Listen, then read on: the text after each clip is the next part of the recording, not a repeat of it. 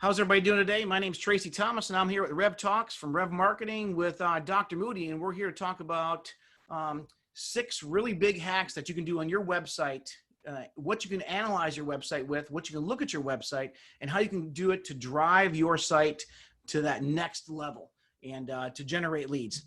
Dr. Moody, you want to just quick maybe talk a little bit about what you've been seeing in the market kind of right now in the industry, everything from wineries to we have attorneys, we have the medical, we have chiropractors, we have karate schools, we're a lot of martial arts schools. So what can we talk a little bit about that maybe? Well, and there's a lot of things, and we're trying to give people today in just a short amount of time here, 6 things that they can do right away to help them get more leads. You know, a lot of people's websites are just brochures or they're just information and they don't generate enough leads. And when I talk to people, and between the two of us, we probably talk to 50 to 100 people a week, it seems like. A lot of times they'll say, well, yeah, I get leads from my website, or I get calls from my website, or that's where I get most of my traffic. And then when we look at their website, they're probably getting 10% or 15% or 5% of the leads and the traffic they should get. So it's really dramatic what a difference it makes if they make some of these changes. I mean, even one of these 6 things that we're talking about could go from 5% to 100% of the traffic that you should get. And if you do all 6, then it can multiply it dramatically. So these are really important pieces. And so it's just a shame that people are missing out on these kind of things that we're going over. Yeah, absolutely. Yeah, we're seeing that left and right, and it's across the across the different industries too. So when we're talking to everybody out there right now, this is all the different industries we work with. We just work with just about anybody, and the goal really is to drive people to your site. So search engines, let's just use the word Google. Google wants to deliver your website based off your search terms, the personas of the people to, and what that means is, if you do a search on Google and you search for cookies, okay, Google wants to serve up the most relevant thing you're looking for based on your personas, based on how you act every day, what you buy. And of course, they can track all that down. So they want to be able to deliver to you because you're their customer, Google's customer. And your site has to have the right stuff about cookies on there. So we're going to talk about whether it's cookies, cupcakes, whether it's, winery, whether it's martial arts schools, it's just all these different things. You have to deliver that in a certain manner, and you have to have a buying funnel or a wheel we're going to talk about in a second too, and how all that kind of plays a role. So Greg, let's go ahead and start off. I'll talk a little bit about the marketing platform and talk a little bit about that, guys. He mentioned earlier, Dr. Moody mentioned earlier that you have to kind of look at your site. A lot of people saying, well, I'm getting 25 leads, or I'm getting 15 leads a week or a month or a day. And then we look at it, and when we look at it, we run it through these systems that check. They're basically a software type system that checks things. And then we have to do a little bit of manual work on that from the marketing department. And what they do is they analyze exactly what's occurring with the website. What does your marketing platform look like? What is that assessment? So it's basically a marketing platform assessment. Some people call it the website. And we talk about websites. And I know Greg always likes to talk about this because both of us are going back and forth. And that's about, my brother built a website. My sister builds websites. My next door neighbor builds websites. If you're in business right now, especially during COVID-19, the proof is in all the data. It's all out there. Everything is shifting to online. It's like gigantic right now online. You need to be capturing as much information as you possibly can. Our businesses, all of them are booming right now with lead generation online, simply because we have these big 6 taken care of. And let's talk about that.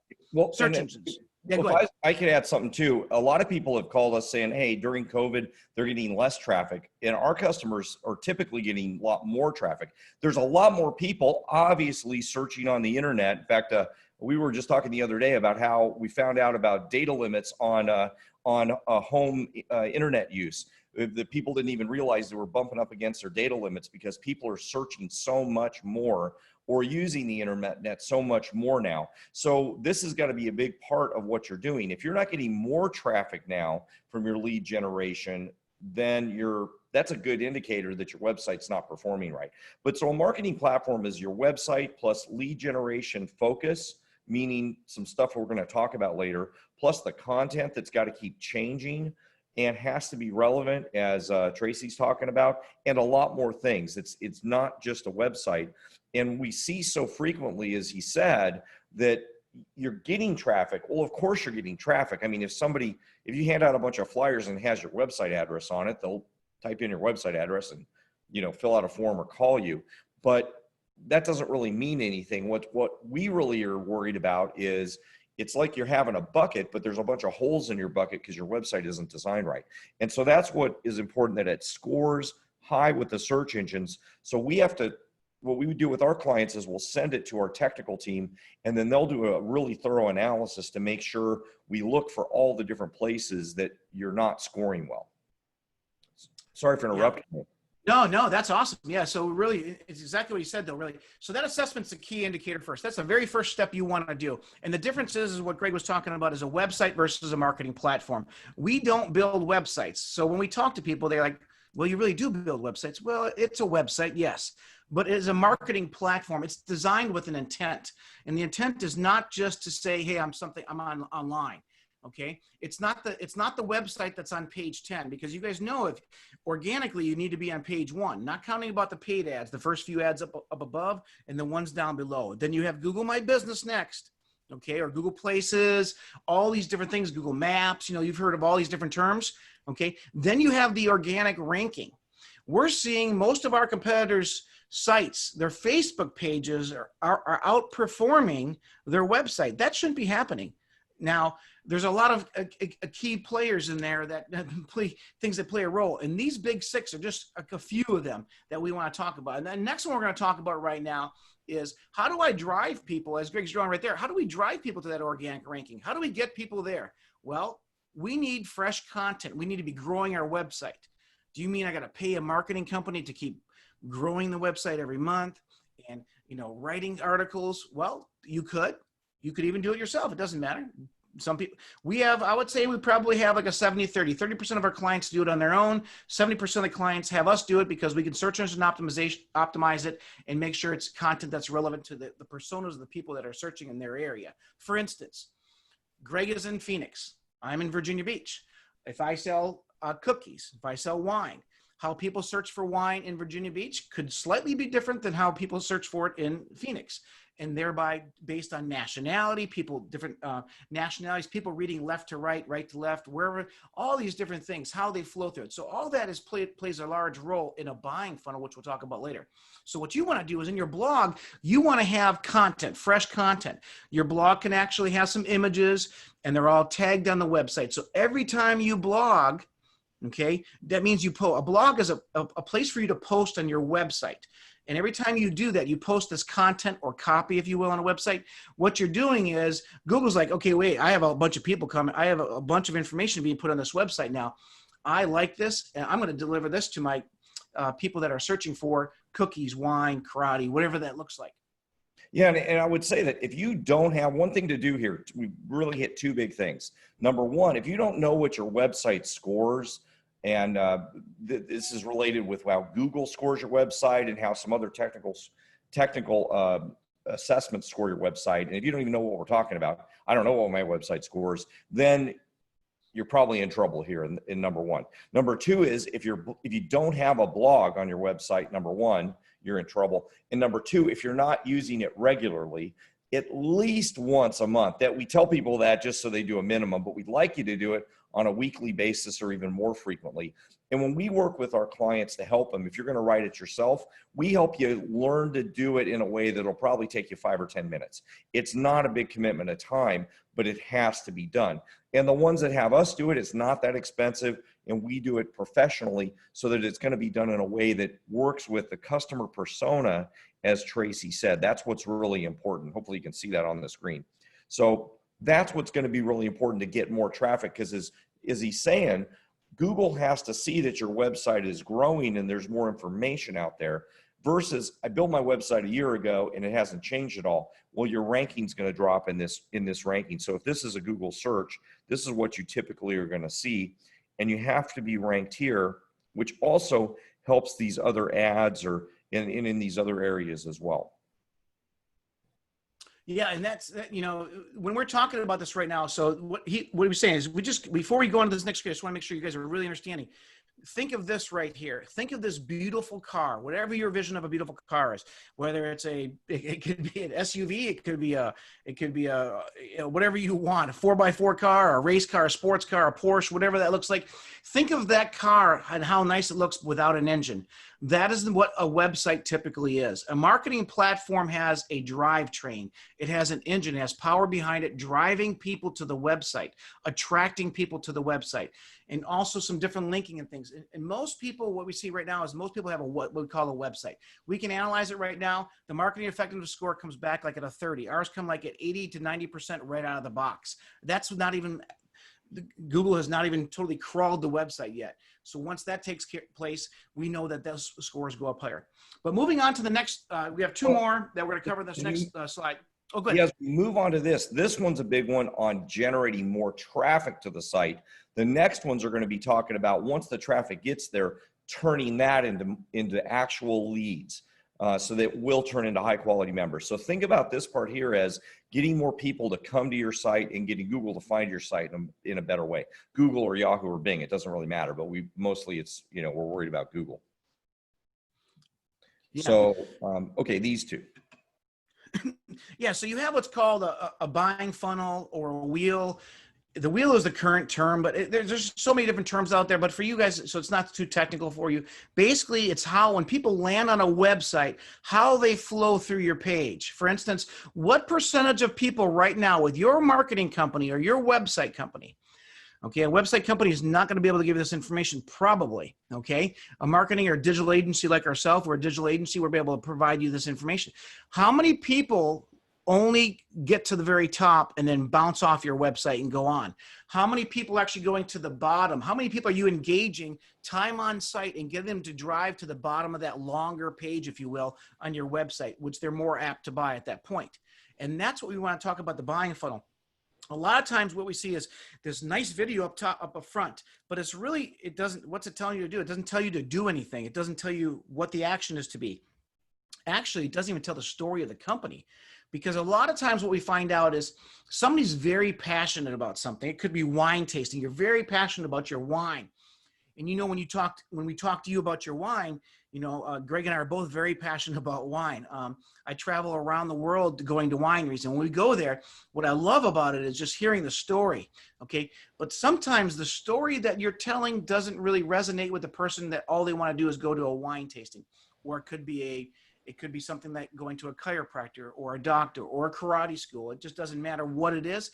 That story's got to be built into that funnel or that wheel, if you will. Yeah, and I kind of drew this out. As you land on a website, the idea is to take all the people that land on the site and all the people, hopefully, that are, you know, potential customers. So we don't want people that are looking for, well, you know, if you're a winery, you wouldn't want 10-year-olds.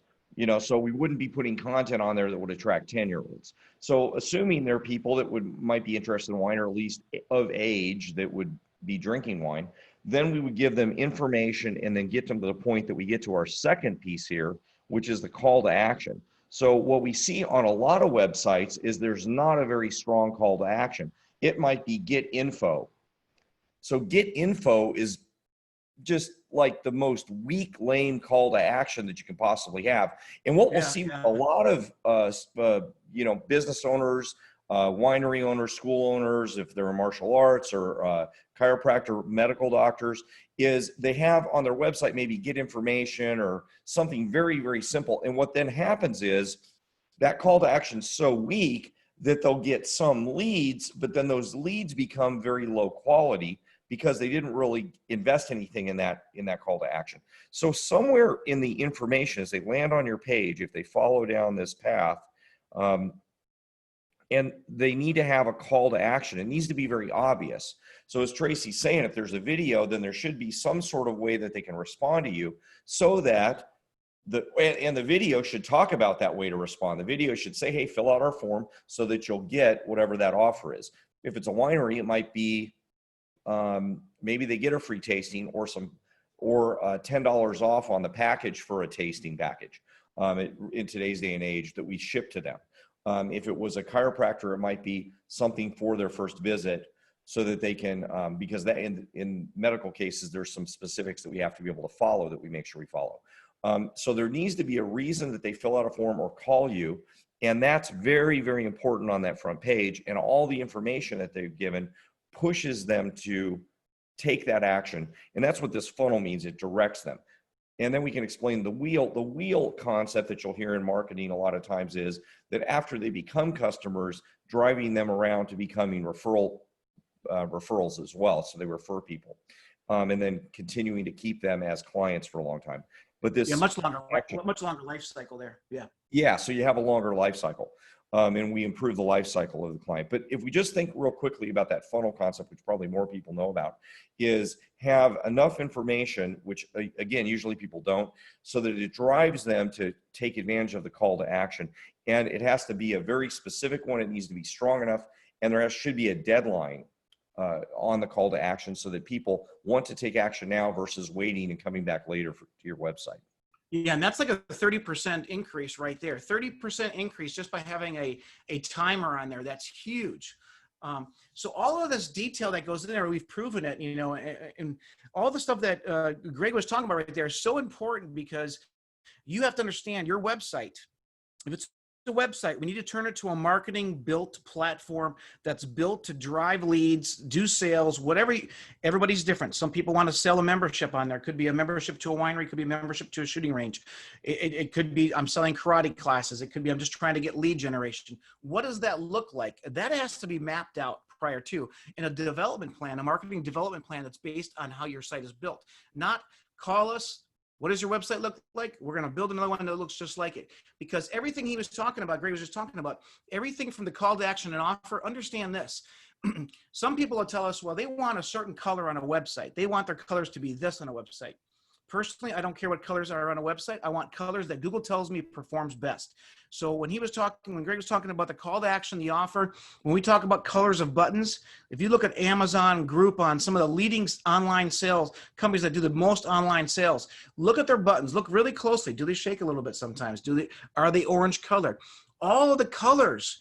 Everything you possibly do. Greg talked about get more info or info, all the stuff that's kind of old school. Google does. It's not Greg and I saying we don't like that. It's just outdated.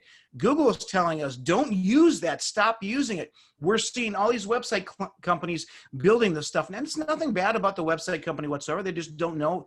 They're not a marketing company.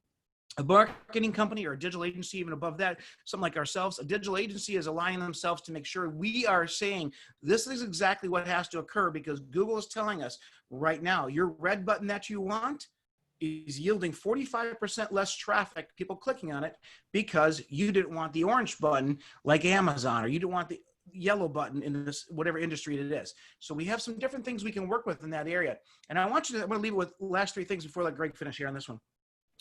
Hook, story, offer. Your website has to be the hook, okay? Now, some people say, well, the offer is kind of the hook. When I search into Google for wine tasting in Charlottesville, Virginia, okay, what's going to hook me is the site that Google delivers, the sites that Google deliver to me in an organic manner or in the pay per click, those AdWords that Greg pointed out earlier, okay? We want to make sure that hook is there. Then when I land on the site, what needs to occur right away? We need to be able to shortly, very quickly, tell your story. And your story has to be able to, whatever they're searching for. So if your main landing page pulls up, and your main landing page says this, okay, and it's not necessarily about wine tasting in the wine business, or it's not necessarily about massage therapy because I'm a chiropractor and a chiropractic office and I offer massage therapy. We need to make sure the right pages pull up in the right manner so it's geared towards them. There's nothing worse than saying I type in chiropractic, okay, chiropractic care. I land on the chiropractor's website, and the very first thing that pops up on that site, because of the flow or the buying funnel that Greg drew out here, the buying funnel shows massage as number one, and second is stem cell therapy. The third one is some type of laser wand, and then it says chiropractic care. We can't have that. We have to deliver those in an order that's geared towards. It's like you guys when you go shopping. You know, if you're going down the aisle and to buy whatever that is, if you're going down the aisle to, I'm going to use wine again. If you're going down the aisle to buy a bottle of wine, or if you're going down the aisle to buy some paper towel in this crazy world right now, if you're going down to buy that paper towel and you get down the aisle, it's all canned foods. Either the signs are wrong or you just weren't paying attention to directions. What's happening there? It's the same thing when you go to a website. Confusion is so bad. Everybody here has probably been in a grocery store before and said, I never want to come back to this grocery store. I can't find anything. It's so unorganized. That's really what this buying funnel is about. Yeah, and that's a really good point, Tracy. And what we want to do, the end result has got to be leads, and then that's got to turn into clients, prospects, sales. So this is the end result of all of this process that we do is clients, prospects, sales. It doesn't matter whether you get a lot of traffic. It doesn't matter. I mean, it does. We want you to get a lot of traffic. We want it to turn into leads and turn into sales. But all these things he's talking about is going to give you a good return on investment for the time, money, effort that you're spending in your business. So we've got to be real careful about all the pieces that we're telling you. If you do this right, then it's going to turn into more of each thing in the path. But what we notice with a lot of websites that we review and a lot of marketing programs that we review that people do is that sometimes they get a lot of leads, but it doesn't convert into many sales. Or sometimes they get a lot of traffic, but it doesn't turn into leads because they don't fix these things. Truthfully, they're pretty easy to fix. When we do something for you, we're going to look at the whole picture. But these are individual things you can look at your website right now, or your may not be a marketing platform Right. yet. All right. Yeah. Another quick question, Greg. Do you remember the movie? What was the movie? What's the movie called that if you build it, they will come? Oh, Field of Dreams. Field of Dreams. Okay. I want to tell you guys something right now. Some of you are investing in a website or a marketing platform. If you're doing a marketing platform or you're doing a website, if you build it, people will not just automatically come to you. You have to decide what that's going to look like. And what you need to do then, if you're building it, you have to still work it. There's ways to do it, the blog. And we're going to go into this next category. So remember the hook, story, offer, all the funnel, everything plays a role in this. But if you just build this site and let it sit out there, it's basically taking your brand new Porsche. You got park it in your garage. You bought it for the racetrack. You know, I used to race on the VIR, Virginia International Raceway. I love it. Okay. But you get out there. If I bought the Porsche and it parked it in my driveway and didn't ever take it to the track, it's not being used for what I bought it for. So keep that in mind. Your marketing platform is built to market. You got to drive forward. What we see too often is so many people trying to wear this cap. Okay. I want to build my own website. I'm going to do my marketing. I want to do the whole, I want to go ahead and work and do the wine tastings. I want to manage that. I want to go ahead and do the actual massage therapy. You can't be the chief cook and bottle washer. At some point, you have to determine what your company's about in your area of expertise. And if you look online right now, if you look at, there's some very big name people out there that have worked with Google and whatnot. And we're a Google partner ourselves. But if you look at some of the different people out there, so it's third party even, so you guys understand how much we're telling you is word, if you will. Okay. You have to look at this and say, okay, well, I'm building this marketing site, or I'm building this marketing platform. I'm building this website, but I'm not really doing anything. I don't have a calendar, what I'm supposed to be doing with this. I don't have a marketing team, and that's okay. You need to get the marketing going. So what we're going to do is at the end of this call, we're going to have a little offer we'll offer you. And we have some different offers, 20% off, $500 off, all these different ones. Just depends which part of the things you go with. We need to get you scheduled. And we want the very first thing we want to do. We talked about the hook, the story, the offer. We want to do an assessment with you. We want to do it over the phone. We want to walk you through your website and show you what we can do for you. So let's go on to the next one though, Greg. Unless you have something else on this one. Yeah, I think that's what you said is really, really important for everybody to remember. But let's see this. Let's see here. Okay, the last two, and I think these last two are ones that are probably maybe the other four that we talked about are ones that people have heard about, but definitely need to look at on their website but at least you had some experience on. These last two are ones that almost everybody that we talk to are not familiar with. Yeah, and it's big. It's big. Greg has authored so many different books. His new site, where we've revamped a new author site for him, and he's had his author URL forever, and so we just revamped his author site, and it's just we have this new technology now that's out, so we're all gonna get new author sites. I'm an author, he's an author. But these author sites are influencers, so we're gonna talk about influence in your marketplace.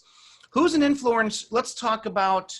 I can say I love talking to the wineries. I love talking to chiropractors, and we know so many. And we want to do a shout out to Hurley Chiropractic in Conway, Arkansas, and how well they're doing out there. And their stories just absolutely amazing, and how they're impacting lives and changing lives within their community. So I want you guys to go and look at their website too. So it's really interesting. They have a new one getting ready to launch. I believe it's either Friday of this week or early next week. So, but keep in mind when we're talking about an influencer, they're also author and going through the author program. You have to have something either you have these people like are really top notch in different industries. Like if you were to say martial arts, if you're a martial artist in your style of martial arts, if it's jujitsu, you have probably a certain name out there. If it's taekwondo, if it's Krav Maga, you have a certain person that is an influencer in that thing. It could be a grandmaster or have some other different title, whatever that looks like. If it's in the wine business, it's just different winemakers are so well known that other wineries and vineyards want a part of whatever they do. And they want that winemaker's hands on their wine. Okay, so keep that in mind when you do that, because you can become an influencer, and you don't need millions. You don't need hundreds of thousands of dollars to become an influencer. So Greg and I are here to talk to you. And I'm going to say this right now. When I say Greg and I've known each other for so many years. Okay, I'll use the word Dr. Moody. Greg Moody is a doctor, Dr. Moody. Okay, so when we use that doctorate, okay, so when we talk about that, he can talk a little bit more on this author thing, but I tell you, it's such a big deal. Something as simple as having a white paper written professionally, okay, and put up on the internet all over, whether that's Amazon, Apple, which we've done so many times for so many different people. You become an influencer. The power becomes this. Somebody lands on your website and they see you're an author. They see you have a book on there. Get this free download. It could only be a chapter. Okay. If you go to Amazon, the book's maybe $30, but wow, I get it for free right here. It's whatever you determine to do. So you don't have to become an author to become a bestseller and make money. That's not happening anywhere, but very, very seldom is that happening. All the number one authors on Amazon most of them aren't even selling that many books. Okay. And there's so many ways around that. They're doing it to be an influencer. So Greg, like you kind of take over from here, and it really I think we just need to touch, really, we need to understand the power of having that, not just becoming an influencer and getting a book, or even, having that book cover and that downloadable file. Wow, Apple, it's on Amazon. They're all over the internet. Everywhere I look, I see Dr. Greg Moody's books everywhere. That's what we need to talk about. Well, and that's a couple of things about that. Part of being an influencer or being an expert is just an expert's defined kind of is just know a little bit more than everybody else around you in that area. And imagine going to, on the book topic in particular, just imagine going to a cooperative business that you might want to work with. We talk to martial arts owners about going to schools that they might want to work with wineries. You might go to restaurants that you want to have them sponsor your wine, or large businesses that you want to work with. And you've written a book on the wine industry. Or with chiropractors, we're working on some books right now with one of the chiropractors, the one that you mentioned, on medical topics that might help their clients. Imagine you go into, let's say, a chiropractor's office, and there's a book that's written by the chiropractor. Well, if you think about how high status that is, getting a PhD, like I went through a whole bunch of work to get my PhD. It took me years and years and years and years, and I was doing it for really personal reasons because of the work that I do and the work that I do with you guys. But only about 5%, about 0.1% of the population has a PhD, or a little bit less. It's closer to 0.05. But as far as people that have written a book, it's more like 0.05. So that means about 10 to 20 times more people, less people have written a book than have a PhD. So when you think about people that are, you call doctor this or doctor that, and that seems like it's high status, it's not nearly as high status as writing a book. And as Tracy said, even authoring a white paper and having that as something that you can download or bring to a business that you want to do some work with or have for your client. Here's a paper that we wrote Can you on. explain a little bit? Would you mind explaining just a little bit about really what a white paper is compared to a book? Well, yeah. Sort of. So a white paper, when you use the term white paper, it makes it more official. It's really just maybe it seems like a chapter of a book, that's about a specific topic. It might only be 10 pages. And we even help you write that. If sometimes people have already written some stuff. Frankly, it's almost easier for us to write it because we have people that write content for you that's professionally written, that we do all the formatting and do everything for you. In fact, I think I've got a couple books. This is one kind of shout out to Amanda Olson, who's created a whole industry for herself separately. She's a martial arts school owner, but she's got a whole industry about working with kids and parents. If you can see that Ask Master Mom, we developed the logo. Amazing individual, amazing program. And she's authored, I think, 2 books now. Yeah, we've got I think the other one I've got here. This one's the second one, Parenting Survival Guide. So she's got an author site, a website called, you can go to Ask Master Mom and find it. But this is one, imagine her she went to a TV station and, oh, I'd like to be on your TV station and here's my book. So she's got a regular TV show now. Every week she's on TV in her city. And imagine that turning into influence in her community. So she is known everywhere. Now she was probably known quite a few places already because she had a business, but imagine multiplying that by being recognized on TV, being recognized by being an author, which, 20 times less people are authors than they are PhDs. So there's a lot of status. You want to be able to build yourself up as a high status person in whatever field you're in. And that not only makes you high status in the field you're in, but it also kind of makes a left turn status. If you're an author in, let's say in her case, in parenting, then that allows you to be also an expert because you're a book author. And you could be a panelist in education. You could then be a panelist with somebody or speak on other topics, like maybe when the coronavirus pandemic hit, on your opinions about how that matters in the community. So there's a lot of other ways that you can be involved, and that helps expand your marketing. How that wraps up with the internet is, remember, job one is for us to get traffic to your website. That's how you can end up getting traffic to your website, because you're seen everywhere. So then it keeps rolling back to how it interfaces with your website. And then we also help you with that as well. Yeah, and those are all. I mean, I'm so excited about this page right here, because these 2 things are absolutely life-changing. I mean, absolutely life-changing. So Greg talked about a couple things. He talked about having that PhD, he talked about that percentage of getting it, and how getting authors, it's even less, which that's telling you it's even greater. It's much more influential, and your potentials just expand, as he was talking about. But I want you to talk about something that kind of make you understand even deeper. Currently, right now, we are in a world that is, there's a lot of, I want to say, civil issues going on, right? People post every day, all day long. If you're a business owner right now and if you're not wearing a mask, or your employees aren't wearing a mask, or somebody pulls a mask down, or it falls off around their ear, or their client comes in without a mask, your business could have its doors absolutely shut just simply by a bunch of people leaving you negative reviews. If you go to Google right now, we all love Google, but what we don't like about Google reviews is this. You have a right to respond on Google reviews, but anybody can say anything they want to on Google reviews, and no one does any fact check, right? We all talk about fact checking things. So they can talk about your business, they can knock it, they can burn you all they want, and there's nothing you can do about it. There's not. You can hire a lawyer, you're not going to get it taken down. You have to have more content in reputation management. You have to have more information out there, more content. Well, the way to outdo the guy that is his pictures here, whatever he looks like, and you see all the negative reviews that people can go and see, whether it's on Yelp or Google or Facebook, whatever it is, you can see the different type of reviews he's doing. Okay. When you have an author site or an author page or an author section on your current website, wherever it is, like we talked about chiropractors, wineries, HVAC, we have plumbers that have books. It doesn't matter, whatever you want. I'm telling you, by the way, anybody that's in the service related industry, if you want to become number one in your area, in your town, if you are service related, you need to have a cover, your picture on it. You're the influencer now. I have to buy from this guy.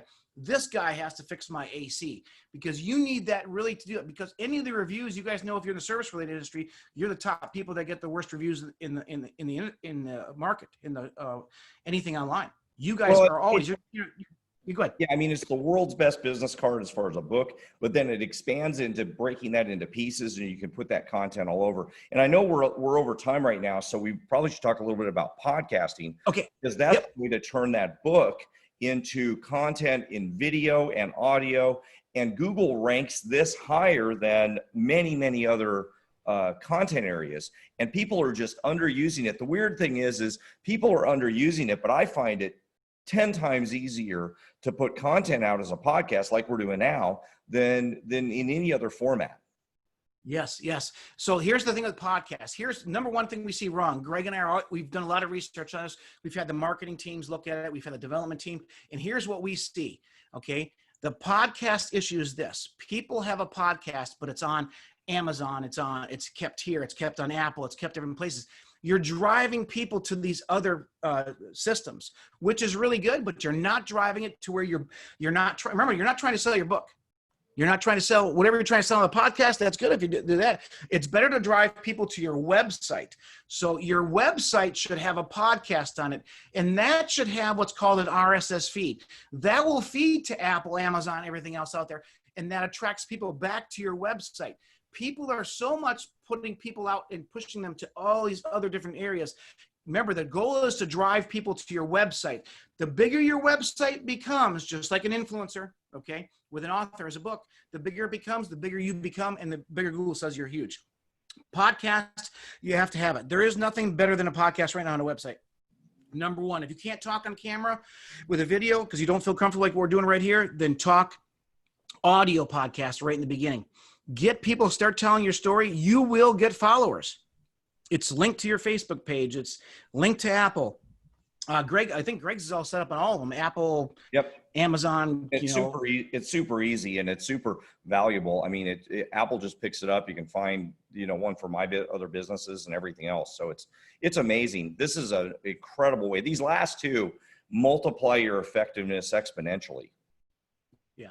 And we've seen people actually literally do like $10,000, $15,000. Now I'm saying this is a small business. Some of the upper businesses are doing six figures, but $10,000, $15,000 just in the first 30 days implementing this. What they're doing is they're just driving tens of thousands of people to their website. People are following them. We have people that are going from where they typically don't have any followers. They have like 5 likes, 5 shares, all this other kind of stuff, to where it's 15,000, 25,000, 500,000. You just have to be able to tell your story. Not everybody can hit that 500,000 or 1 million mark, but everybody can hit thousands and tens of thousands. So get your podcast. Where do we want to send them to schedule that link if we could? And that's a good one there that we're going to go ahead and do. Let's do this.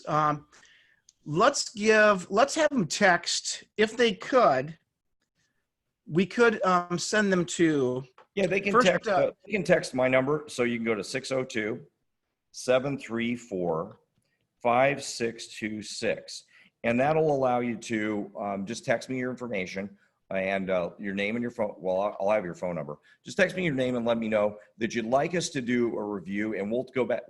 I'll text you a link so that we can schedule a time at your convenience, so we can review your site, and it'll be all free. We'll give you some information. We'd like 2 things. Number one, we'd like your name, obviously. I'm going to send you a link to schedule with me. And number 2, we'd like your URL, your website address. So your website address, those 2 things. And that way I'll already have the information I need, so I can do kind of an analysis, have my guys take a look at it. And then we'll spend about 15, 20 minutes, and we'll give you some feedback on each of these areas. If you want to work with us after that, that's great. But if you don't, then we'll give you absolutely valuable information. So that free assessment. You'll get a free assessment right there. Yeah. And you can take that and use it. And we absolutely have some people, we look at their stuff and we go, hey, you're doing a great job. Keep on doing it. And maybe here's some other areas we can help you. So don't worry about that. But again, that's 602-734-5626. Just text that number. And his assistant will send you back a link to schedule an appointment right away.